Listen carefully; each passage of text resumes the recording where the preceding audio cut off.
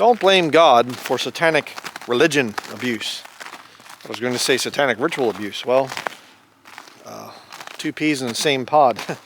They're very similar, satanic ritual abuse and satanic religion abuse. But this is something I've heard. I mean, I've lost count how many times I've heard this over the years. Somebody says, you know, where was your God when I was a boy in the Catholic Church and the priest molested me and whatever? Or, you know, I was abused by this nun in the thing, and I was abused by a rabbi, and where was your God at then? Well, let me illustrate my point why that's a really dumb argument. Okay? Let's just say tonight, later on, we get done with our evening meal, supper, and we decide that we're going to go into town someplace. And I take my son here with me, and I find a bar in town there, and there's not many in our local town, but because we're in northern Maine, there's not most people go to bed at 8:30, so there's not much of a nightlife up here. But yeah, thankfully.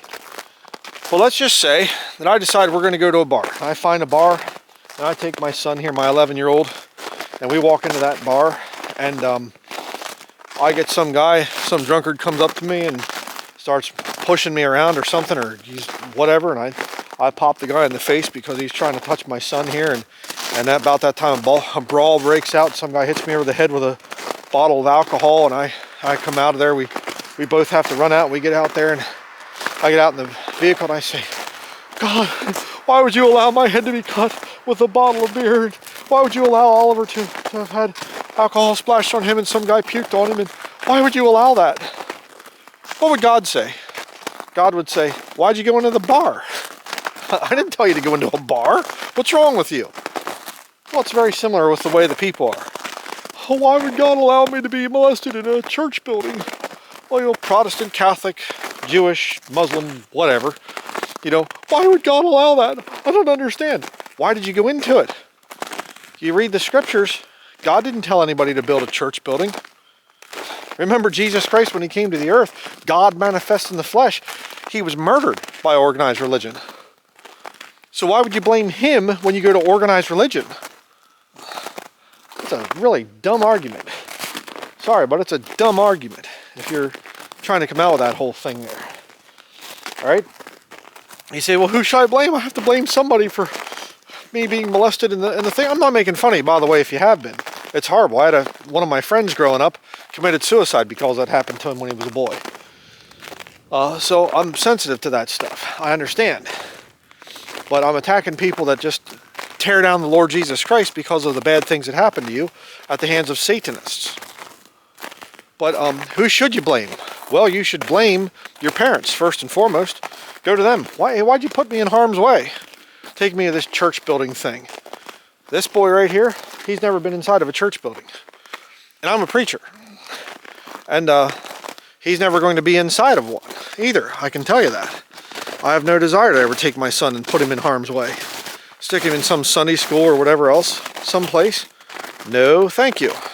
And I've known other Bible believers as well that have gone to, you know, Baptist churches or whatever, and they've said to me, you know, I don't trust leaving my son in Sunday school or my child in Sunday school. And I've heard some pretty terrible stories of brethren that have gone to these church buildings and they put their children into Sunday school and their bad things happen to them. You know, PBI, the Pensacola Bible Institute, but the Ruckman's church when he was still alive down there. I had to talk to a guy from there and he said, yeah, he said, we have to do background checks now on students because there's a lot of child molesters coming here and what yeah, okay, that's smart. You know, why would my child have been killed in a school shooting? Why'd you have them in public school? Mm-hmm. You know, it just doesn't make any sense. You know, I'm gonna knock Oliver on the head here, bang, and he falls down and he's laying in the snow. You don't have to. But you know, why did my son freeze to death? I don't understand. How could that have happened? Well, you stupid. You know, I'm the one that knocked him out and he's laying there in the snow and I left him there. But people are looking for a reason to blame God. That's the whole issue. What can I do to find a way to attack the Lord so I don't have to believe in him, so I don't have to do things like, oh, I don't know, give up sin? See, that's the real issue. That's what really is going on with people. They don't want to have to follow the scriptures because the scriptures condemn what they're doing. So you just kind of come up with a thing of, oh, bad things happen to me, so that's why I reject Jesus Christ. You're foolish. You're very foolish. And I will say this in closing. Following the scriptures never hurt anybody. Oh, what about the stories in the Old Testament? Oh, you mean the stories where the Jews fell away from God? Where they did their own thing? Where they sinned before the Lord and the Lord had to punish them? Oh, you mean the scriptures where it talks about heathen nations? Where they were doing all sorts of weird, bizarre sexual things, including breeding with animals? And God said to the Jews, go on in there and slaughter everybody because of what they're doing? It's in there. It talks about it in scriptures. No, if you actually follow the scriptures and you rightly divide the scriptures, you cannot possibly be hurt. Ever. You read the scriptures, there's nobody going to church in the entire New Testament. Not one Christian.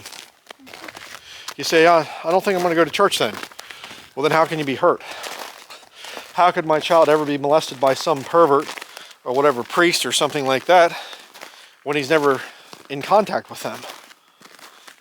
How could my son ever get involved in a school shooting? He doesn't go to public schools. You see what I'm saying? So what's the motto here? What's the moral of the story, as it were? The moral of the story is, don't blame God for what you or your parents have done. All right? And you do very well to abide by the scriptures, to get saved and listen to what the scriptures actually say. So I'll show another thing here real quickly. See that dirty little trail right there? Going that way? That's raccoons. They come over here, and those raccoons, they get in my old train car here that I've shown in other videos. The former owner of this place, he has an old train car out back here, trying to heat his shop with a huge big wood boiler. You can watch my video on that if you haven't seen it. But I heard the other night, that there were some raccoons and they were out back, and I heard one of them screaming in pain. They're probably fighting each other, but it could be that it stepped on something sharp inside there, because that thing's filled with a bunch of scrap metal and a bunch of other stuff, which I need to take some time to clean out. So I guess technically it's my fault that raccoon stepped on that rusty metal in there. Probably needs a tetanus shot right now. He might be getting rabies or something, and whatever. It's my fault. I'm the one that's to blame. You know, that'd be stupid. Of course not. You know, I'm trying to keep them out of there. I don't want them in there. It's not my desire that there's raccoons take their dirty little paws and walk into that train car right there. But they go in anyhow. In spite of me trying to block holes and stop them from doing that and whatever. And eventually I'm going to have to trap them. I'm going to have to punish them because they keep going into my train car. And they go in there and they use it for their toilet. And they do. I've already had to shovel piles out, if you know what I'm saying. Not fun. But it's my fault. I am to blame for those raccoons going in there. It's all on me. It's not the raccoons. See? See, that'd be a little bit stupid. Yeah, kind of like blaming the Lord for you getting hurt in a church building someplace. That's even more stupid. So, I was going to do a study on this, and I probably will at some point in time in the future, but you quit too soon is what I was going to talk about. And I'm going to talk about atheists that they start coming actually to a knowledge of the truth, and then they quit. A lot of the stands that atheists take are actually the stands of a Bible believer, which is kind of ironic. You know, all those church buildings were filled with hypocrites. Yeah, that's why I don't go. Thank you. That's Bible believing. You know, there's a lot of weird perverts that go and hide behind church buildings. Yeah, that's true too. Well, the Bible has lots of contradictions. Well, which Bible are you talking about? Because if you're talking about the Vatican versions, I would agree with you. Well, no, but I mean the King James Bible. Well, the King James Bible contradicts if you don't rightly divide it. You have to understand what goes with which dispensation. Takes some study. A little bit too hard for a lot of people. So, just wanted to put this little video together. And that's going to be it. And as always, thank you for watching. see you in the next video.